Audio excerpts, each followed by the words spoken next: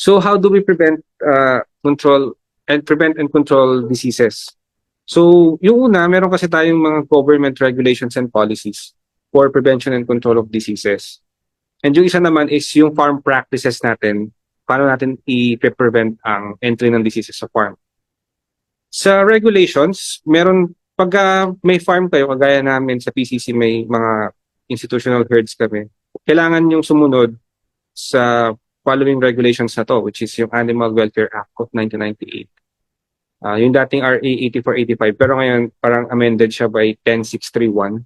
Kailangan nyo rin mag-secure ng Environmental Compliance Certificate ng DENR. And of course, the Food Safety Act of 2013.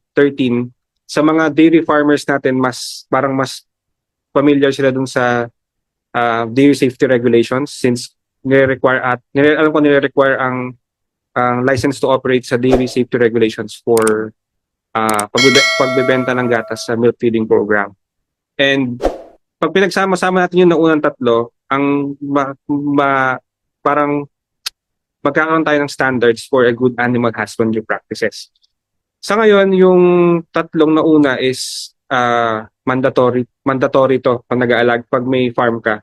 And yung pangatlo is sa ngayon voluntary siya kung gusto mo magpa-certify for good animal husbandry practices. So sa Animal Welfare Act, meron kasi tayong batas na dapat nating i-treat may tamang treatment on animal, whether terrestrial or aquatic or marine animal yan dito sa Pilipinas. Yun nga yung RA 10631. So meron doon mga batas na nagsusupervise and regulate ng operations and establishment ng facilities sa breeding, sa treatment and sa training ng animals, ganyan. Kung gusto niyo magpa-certify for an Animal Welfare Act, attend lang naman kayo ng seminar, tapos attend kayo ng seminar na sinasagawa ng Bureau of Animal Industry, which is yung animal welfare training. Pero kailangan may veterinaryo din kayo.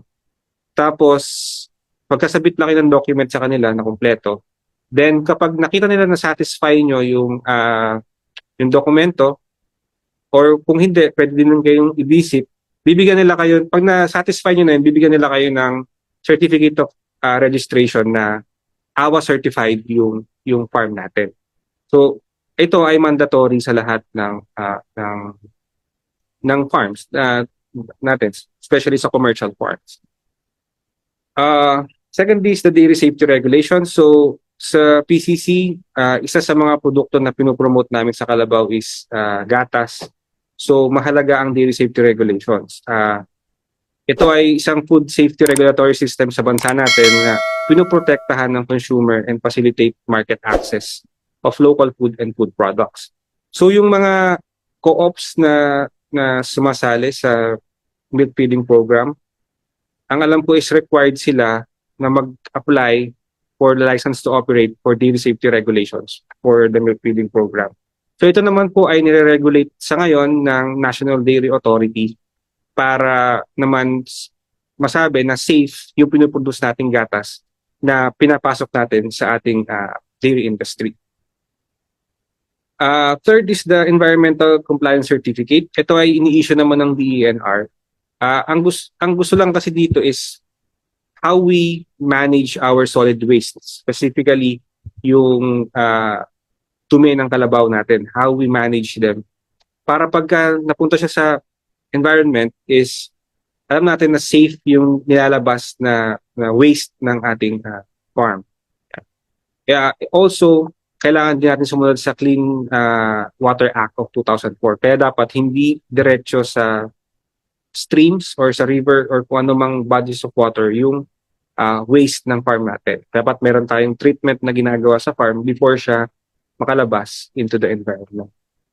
And pag pinagsama-sama natin yung tatlong compliance na yun, pwede natin kasing ipa-certify yung farm as a good animal husbandry practices sa GAHAP. Ito naman is encompassing kasi ito of the human, environmental, and animal health. So, I think way back 2022, the PCC at CSU ay naging GAHAP farm sila way back I think years ago. So, ito naman is the farm-specific practices kung paano ba natin mape-prevent and mako-control ang disease sa farm natin.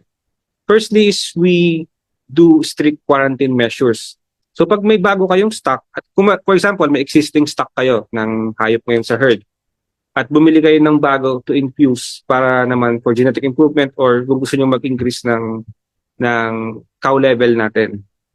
Pag may bago kayong stocks is ang nire-require is at least 30-day quarantine. Bakit siya 30 days?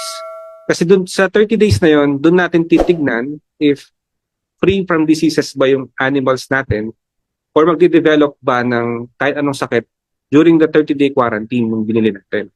Kasi uh, sa progression ng disease, at least 14 days, makikita natin kung pag na-infect yung animal natin, at least 14 days, medyo lumalabas na minsan kasi yung signs natin. In-extend lang nila to 30 para to prepare naman din yung stocks nating bago pag i-integrate mo sa herd dun sa mga existing na sakit and practices na meron tayo sa herd. During this 30-day quarantine period, dito usually ginagawa yung testing natin for Brucella, leptospirosis, tuberculosis, trypanosomiasis, and other blood parasites.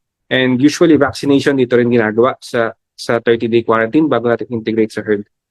And pwede rin tayo dito yung magkaroon ng remove or test treat positive animals. So remove, meron kasi tayong mga sakit kagaya ng tuberculosis na hindi natin ginagamot.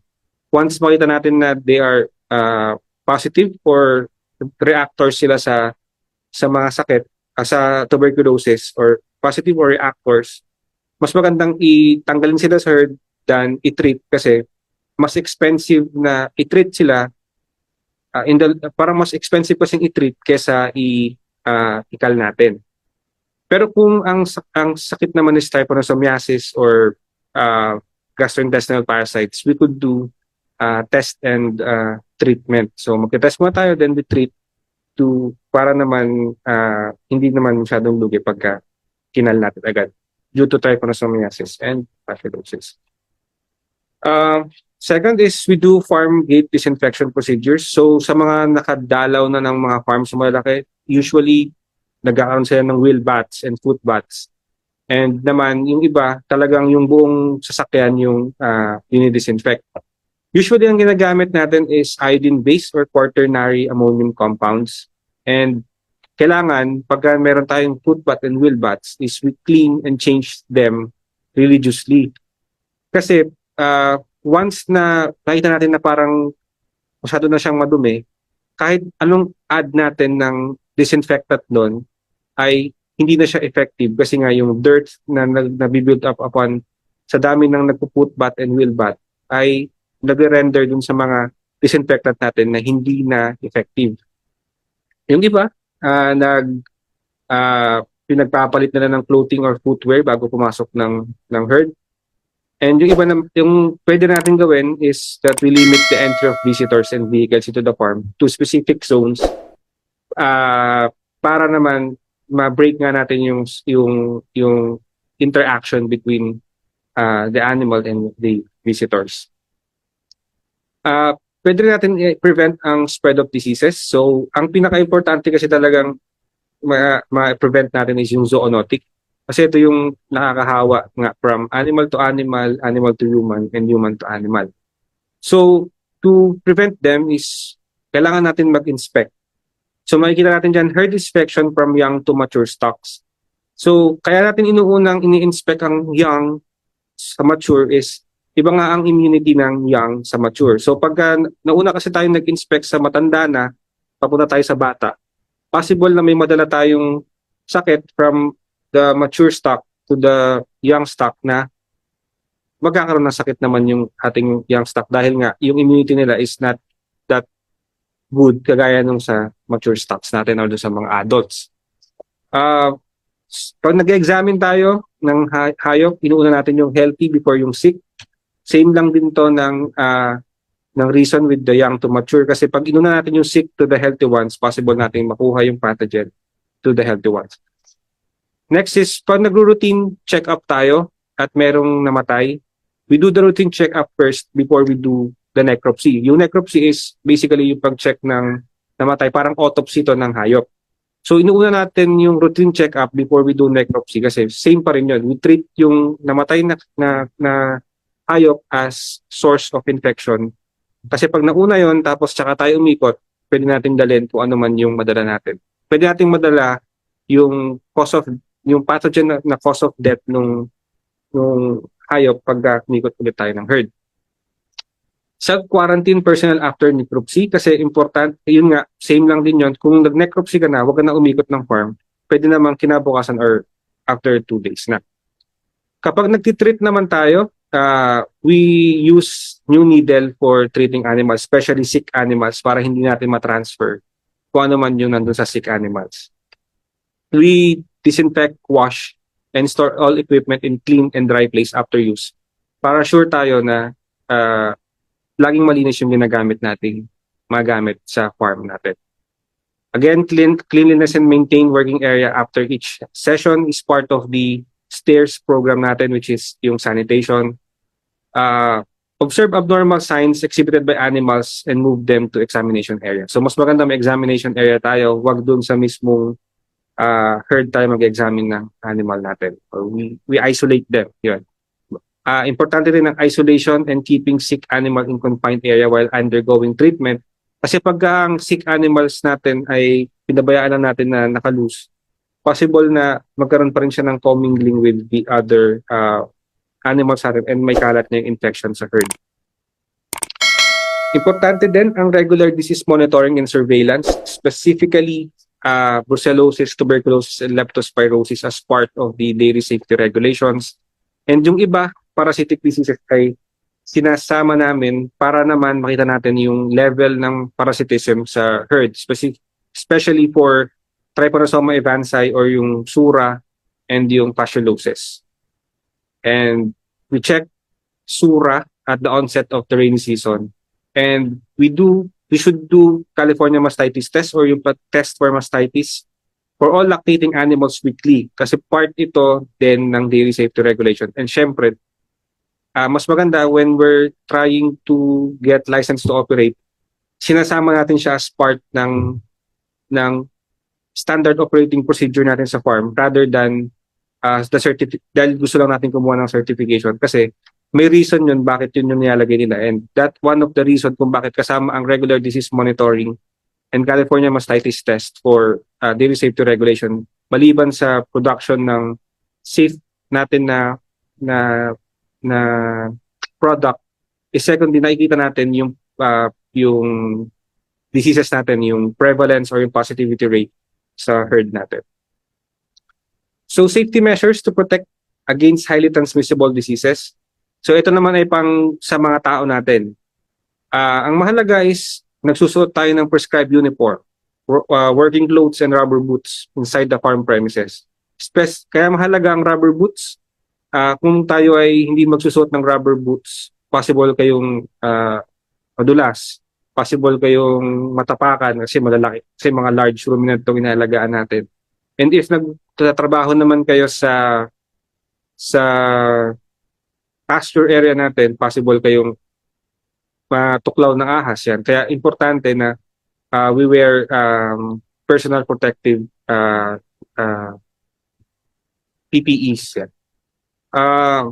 Wear gloves during examination and sample collection. Siyempre, pag may gloves tayo, mas magkakaroon tayo ng protection on pathogens.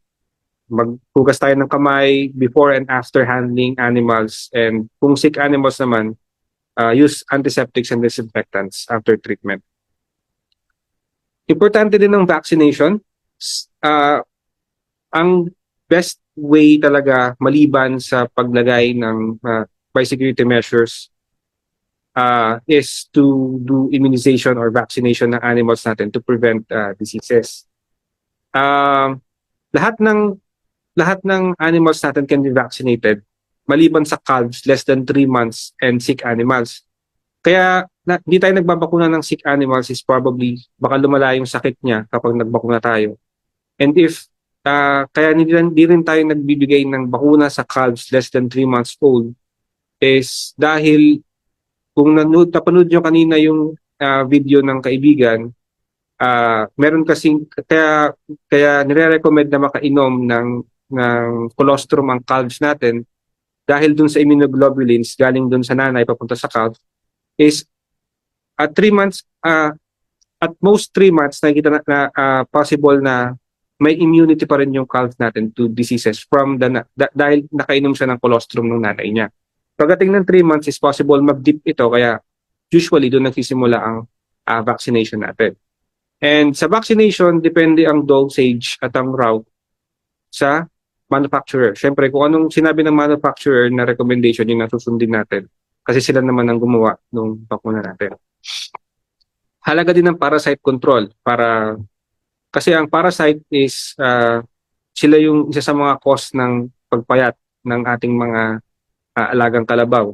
So, maganda, kagaya din nung nasa video kanina, is we treat the endo and ectoparasite, or the internal, which is yung endo, and yung external, which is yung ectoparasites natin. So magagawa nito yung parasite control due to regular deworming, strategic pasture management, yung control ng intermediate host, and sa external parasite is usually spraying ng pang-parasite control. Sa mga incoming animals naman, kailangan natin dapat alam natin yung vaccination history ng animal. Pag wala, during the 30-day quarantine period, ay hinahanda na rin natin yung animals for vaccination. Sa ngayon, sa aming animal health program, isa pa lang ang bakuna na ginagamit namin, which is yung hemorrhagic septicemia. Kailangan din natin i-treat for external and internal parasites ang incoming animals kasi maaaring, pag hindi nyo tinreat yan, ay maaaring niyang mahawaan yung original herd ninyo, and possible magkaroon kayo ng dip in production o bababa yung productivity ng farm ninyo. Wala dito yung, i-add ko na lang din dito is that kailangan din natin ng test ng different diseases ng kalabaw, kagaya nga nung Brucella, leptospirosis, TB. Kasi kung nagpuproduce kayo ng gatas, kailangan din talagang i-test natin yung animals natin sa mga sakit na yan. Sa old naman animals or original stocks natin, kapag nandyan na sila at wala naman kayong ini-infuse, ang aming recommendation for hemorrhagic septicemia is at 3 months old, babakunahan mo, then we repeat them every 6 months. And then we conduct regular fecalysis and other diseases. Pagka nakita natin na positive for parasites is we deworm the affected animals and with appropriate dewormer and fluticide. And mas maganda is we consult veterinarian kasi depende sa test results minsan, depende rin yung magiging treatment plan natin for the animals. For other preventive and control measures, so usually yung iba nagbibigay ng ADE for improvement ng body condition. May nakita ko monthly, minsan, okay naman yon. Use of appropriate external parasiticide for external parasites. Siyempre pag nakakita kayo ng mga garapata or mga flea sa mga animals natin, ayaw din natin yon. Kasi yung mga external parasites na minsan ay nagdadala din ng sakit sa mga alaga natin. Mahalaga din ang disposal ng waste regularly and properly, kagaya nga ng sa pagsunod natin for environmental clearance sa DENR. So titignan din nila how we dispose waste properly. And syempre, bilang nag-aalaga, gusto naman natin din na maayos yung pag-dispose ng waste natin para hindi naman din tayo nakakaperwisyo sa mga katabi natin or sa environment. Yung necropsy natin na animals and yung carcass should be disposed properly. Meron tayong recommendations on kung paano ginagawa yan. Usually, kung burial lang ginagawa ninyo, 6 feet, malalim siya dapat, parang at least 6 feet. Tapos yung iba naglalagay din ng disinfectant for para hindi na para hindi na huhukayan kung sakali man na may magbalak na hukayin yung mga namatay na animals natin. And syempre, ito yung pinaka-importante sa lahat. Do not raise other animals inside the farm. For example, nag-aalaga ng aso, nag-aalaga ng pusa, ganyan, or other animals. Kasi possible na meron silang sakit na ma-transfer din sa hayop natin or may transfer sa inyo or meron ding sakit yung buffaloes na ma-transfer dun sa other animals na yon. Dati parang ano ko yung nag-aalaga daw ng aso as part ng security. Actually, mas hindi siya talaga natin recommended kasi nga yung aso is possible magkalkal yan ng basura or ng iba't iba pang mga dinispose nating waste and possible na ikalat sa buong farm which is a big biosecurity breach pag nagkataon.